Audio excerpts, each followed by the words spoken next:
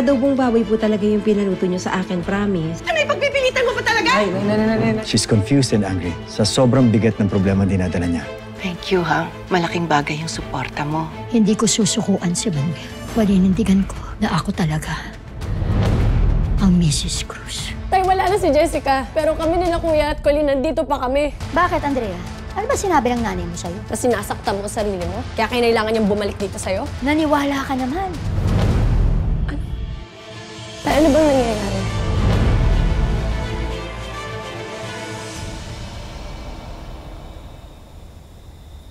Colleen, ito ha, wala namang mali siyang tanong.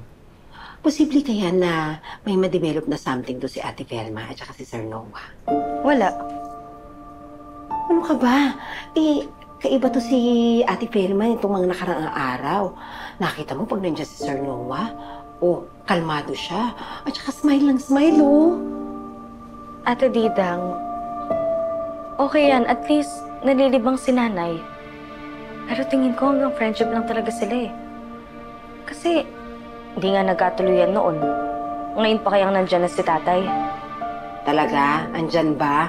Di ba sumakabilang bahay na nga? Ano ba kasing nangyari dyan sa tatay mo?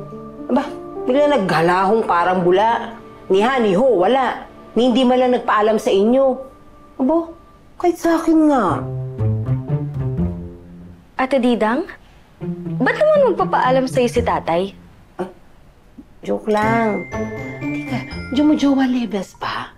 Kasi nalilito ko, hindi ko maintindihan. Kahit kami naman ate, hindi rin namin maintindihan. Kaya nga gusto ko sana makausap si tatay eh. Gusto ko malaman kung ano yung problema para makauwi na siya rito. Tay, may hindi ba kayo sinasabi sa akin? I don't believe this. Hazel, ano ba yun? Hazel, pwede ba? Huwag ka nang makailan. Papayaan mo na yung anak ko. Sige na, Joel, umalis na kayo. Hindi! Hindi ako aalis hanggat hindi ko alam kung ano nangyayari. Anak, walang nangyayari. Binalikan ko lang si Hazel. Sige na. Anak, pwede ba irespeto mo na lang yun? Tay, may hindi kayo sinasabi sa akin. Sabihin niyo sa akin ang totoo. Wala. Ito yung totoo. Maniwala ka sa akin para sa ikabubuti niyong magkakapatid to. Sige na, umalis ka na. Hindi. Hindi ako aalis dito hanggat hindi ko kayo kasama. Umuwi na tayo, Tay. Kahit kalad-kalad ko kaya gagawin ko. Hindi sasama ang daddy mo. Kahit anong gawin mo, hindi siya sasama sa'yo. Ano na ba? Kasalanan mo to eh. Ano ginawa mo kay tatay? Pinilit mo? Tinakot mo? Bakit ako sinisisi mo? Hindi mo kasi alam yung buong kwento. Pwede ba sana? Tama na! Tay, ano ba kasi nangyayari? Anong totoo? Anong dapat kong malaman? Andrea, huwag mong sisihin si Hazel! Wala siyang kasalanan! Ako yung nagdesisyon niya! Kami ng nanay mo! Tay, bakit nga, Tay? Bakit? Bakit nagdedesisyon na naman kayo nang kayo lang?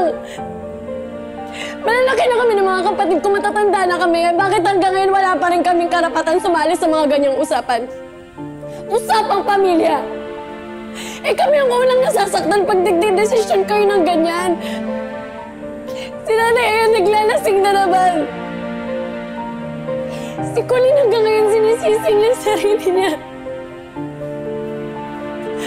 At ako, Tay, hindi pa kita nakakasama ng matagal.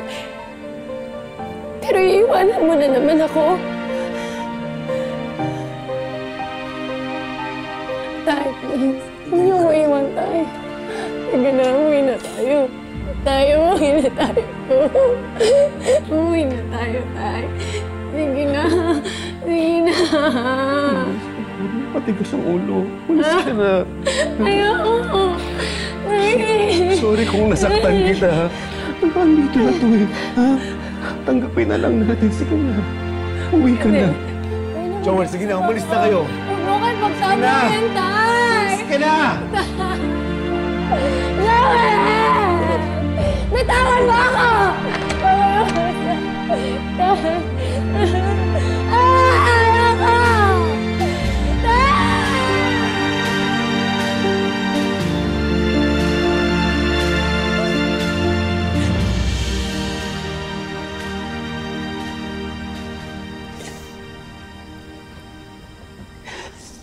Dali ka na. Uwi na tayo.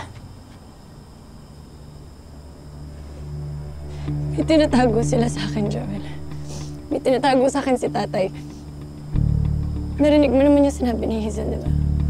At yung reaksyon ni tatay. Pinipigilan niya si Hazel. At kung kasama nga si nanay sa pagdidesisyon nito, malamang may alam siya. Kuya, sabihin mo na kasi, ano bang nalalaman mo? Kundi akitin ulit namin si nanay. Sinasaktan ni Hazel yung sarili niya. Uminom daw ng maraming sleeping pills kaya sinugod sa ospital. Si Kuya. Nagsisinungaling sa amin si Kuya. Alam niya kung anong totoo. Hindi niya sinabi sa amin. Andrea, napapraning ka lang. Huwag ka mag-isip ng ganyan.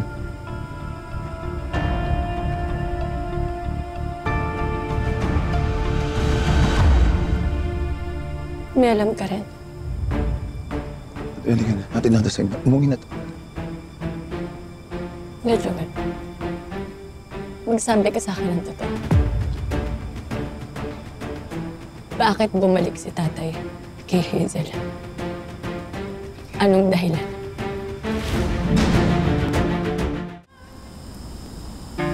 Bro, di ba sinabi ko secret? Tapos yung kabilin-bilinan ko, magsabihin kay Andrea, ginawa mo. Bro, pasensya na talaga. Nag-warning naman ako sa'yo. Hindi ko kaya magsinungaling sa kapatid mo. Pero sa ibang babae, kaya mo. Hindi lang naman. Nagbago na ako. Mati mo na... Ano ba kasing masama kung malaman ko, Kuya? Para naman tayong hindi partners in crime. Ano to? Ang pag sinabi ko kasi sa'yo, baka mamaya madulas ka kay Kuling.